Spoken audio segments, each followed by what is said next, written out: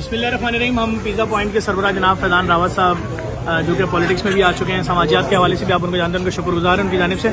इस साल भी जेडीसी कुर्बानी बराए मुस्तहक़ीन के लिए आप देखें कितना बड़ा ये ऑस्ट्रेलियन बैल दिया गया है और ये भी बैठा हुआ है इस वक्त और बहुत खूबसूरत जानवर है।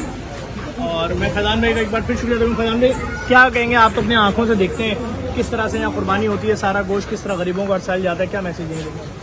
बिस्मिल्लाहिर्रहमानिर्रहीम। बिस्मिल्लाहिर्रहमानिर्रहीम। मैं हर साल आपको पता है कि हम लोग तमाम दोस्त अहबाब जितने मिलने जुलने वाले हैं, हमारा तीसरा चौथा साल है कि हम लोग जेडीसी की कुर्बानी में हिस्सा लेते हैं। आपके सामने 150-200 ऊँट नहर होते हैं, तमाम मसलक के उलमा यहाँ पर मौजूद होते हैं, तमाम मज़ाहिब के फ़िरक़ा से ताल्लुक़ रखने वाले लोग मौजूद होते हैं, अपने सामने कुर्बानी होती है और फिर आपके सामने तमाम मुस्तहक़ीन को बट रहा होता है बिला तफरीक।